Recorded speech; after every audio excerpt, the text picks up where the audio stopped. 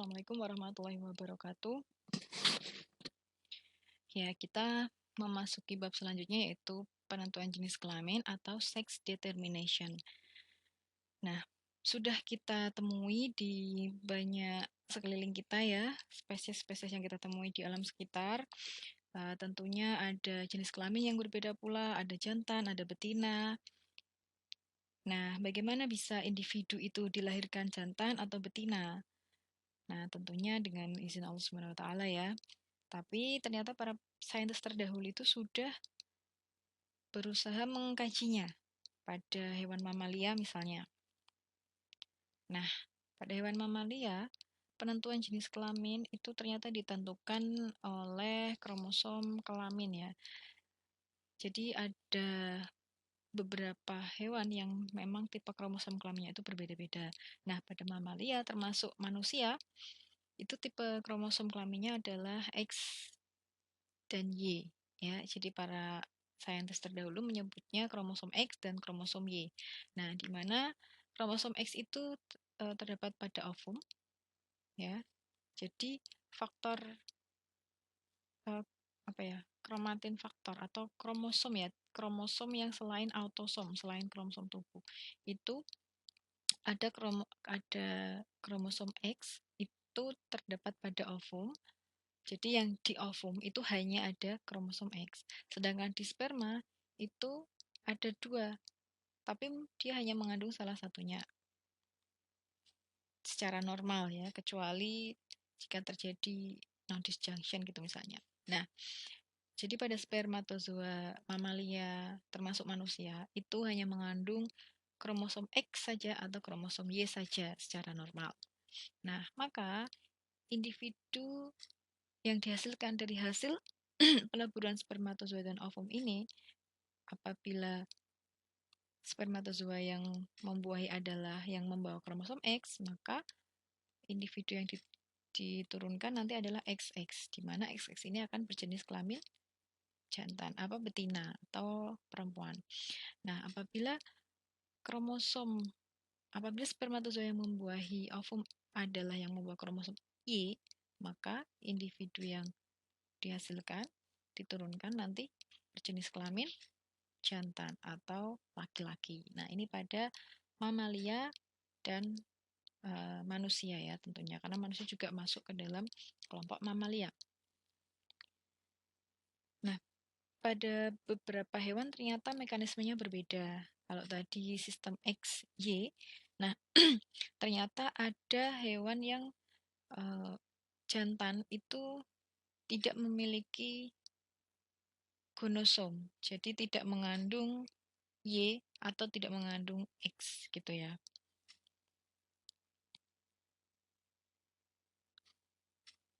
Nah, apabila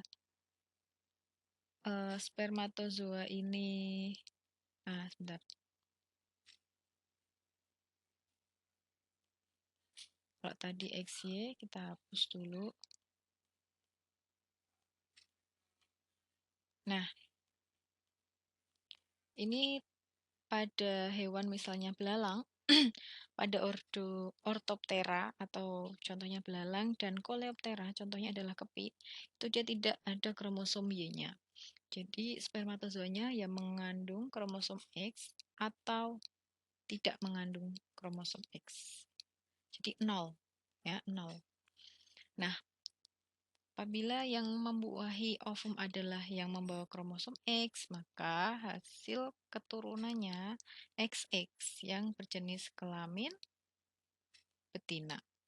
Nah, apabila yang membuahi adalah kromosom 0 atau 0 kromosom ya, tidak mengandung kromosom X, maka genotipnya X 0, maka fenotipnya adalah jantan. Itu contoh pada belalang.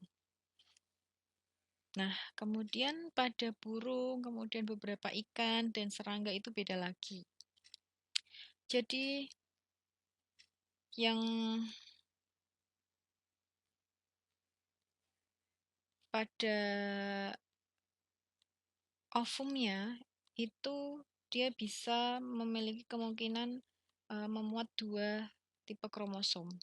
Kalau tadi kan yang mungkin memuat dua kromosom itu yang spermatozoanya.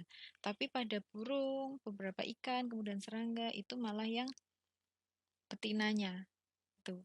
Jadi ini bisa mengandung kromosom Z atau kromosom W.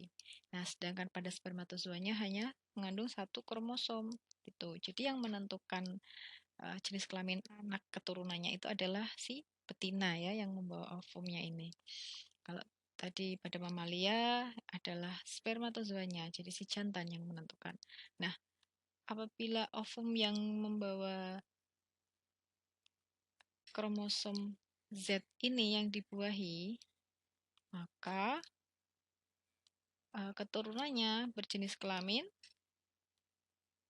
ZZ homozigot, jenis kelaminnya jantan. Nah, kalau yang tadi homozigot itu betina, nah pada ZW sistem ini homozigotnya malah jantan. Nah, sedangkan apabila ovum yang mengandung kromosom W ini yang dibuahi, maka individu yang dihasilkan keturunannya adalah betina dengan genotipnya ZW. Gitu ya. Nah, ada juga hewan yang jika jantan, dia tidak memiliki ayah. Ya, apa itu? Nah, contohnya adalah lebah. Lebah. Seperti kita tahu bahwa lebah itu dikaruniai kemampuan untuk partenogenesis ya, yaitu telur yang tidak dibuahi bisa berkembang menjadi individu. Nah, otomatis apabila telur itu tidak dibuahi, maka jumlah kromosomnya masih setengahnya ya.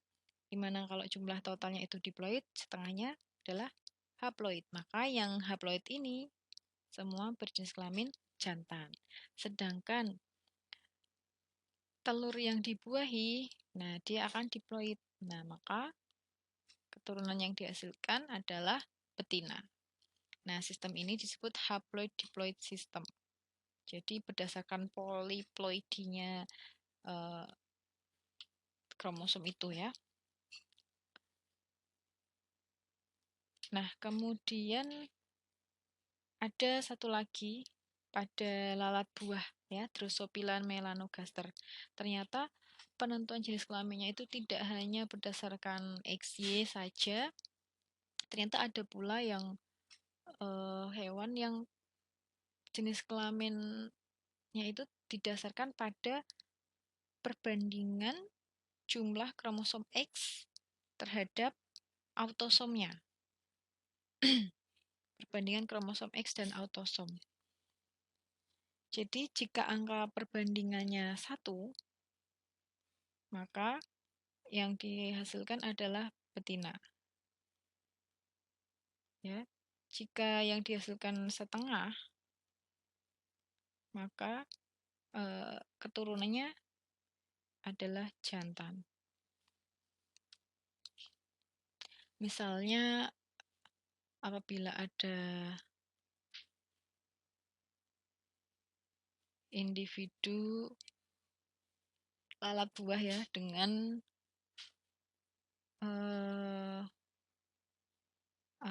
rumus jumlah kromosomnya misalnya ini autosom AA X Y. Nah, X-nya kan 1, AA-nya 2. Berarti kromosom X dibanding autosom adalah setengah. Nah, maka ini individunya jantan. Kemudian jika misalnya A, A, A, A, X, X, X, X. Nah, ini ada 4, ini 4. Berarti 1:1. 1 ya. 1:1. Maka individu ini adalah betina. Begitu. Ya. Selanjutnya, apakah semua jenis kelamin itu ditentukan oleh faktor genetik, oleh kromosomnya saja. Nah, ternyata tidak. Contohnya pada kura-kura aligator. Ya, kura-kura aligator ini, contohnya kura-kura aligator ini. Kenapa disebut kura-kura aligator? Karena dia memiliki karapak seperti sisik pada punggung buaya ya, aligator. Nah, pada kura-kura aligator ini ditentukan oleh temperatur inkubasi telur. Jadi lingkungan juga mempengaruhi ternyata ya. Nah, apabila kisaran suhu inkubasi adalah 22 derajat sampai 28 derajat Celcius, maka telur-telur akan menetaskan individu-individu yang berjenis kelamin jantan. Tapi jika ekstrim ya, di bawah 22 atau di atas 28, nah individunya adalah betina. Jadi kalau normal kisaran 22 derajat Celcius sampai 28, individunya jantan. Kalau yang ekstrim itu betina. Berbeda lagi dengan kura-kura lumpur Eropa. Nah, pada kura-kura lumpur Eropa ini, pada suhu di atas 30 derajat Celcius,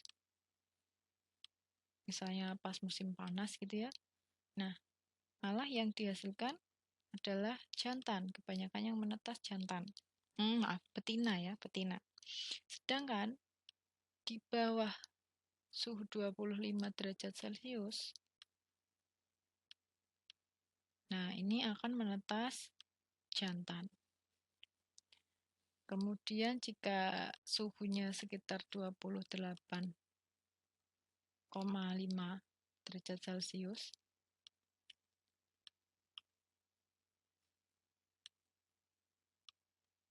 nah ini perbandingan antara jantan betina seimbang.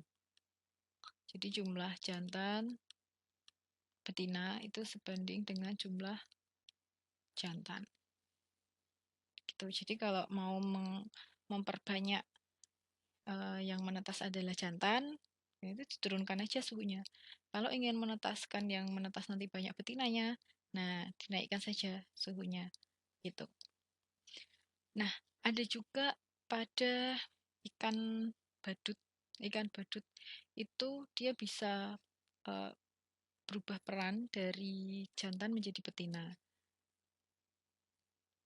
Yaitu ketika nanti yang betinanya itu mati, ya karena yang dominan itu adalah betina. Jadi ketika betina yang dominan dewasa itu mati, nanti yang jantan paling besar, nah itu nanti menggantikan posisi jadi betina. Nah, nanti yang di koloni jantan itu yang usianya sudah lebih dewasa nanti menggantikan posisi indukan jantan yang tadi menggantikan posisi betina. Seperti itu. Nah, ini keterangan tentang kura-kura aligator tadi ya, Macrolemys itu ada di sini. Dan juga European Horned Turtle Trachemys itu juga ada di sini, bisa dibaca-baca lagi. Nah, bisa dilihat untuk video suplemennya di link YouTube ini. Ini bagus sekali, menyampaikannya dengan simple, sederhana, mudah dipahami, tapi berbahasa Inggris, dan bisa menginspirasi kita ketika menyampaikan kepada murid-murid. Baik, terima kasih. Apabila ada yang ditanyakan, silahkan didiskusikan di forum diskusi di e-learning ya. Terima kasih. Wassalamualaikum warahmatullahi wabarakatuh.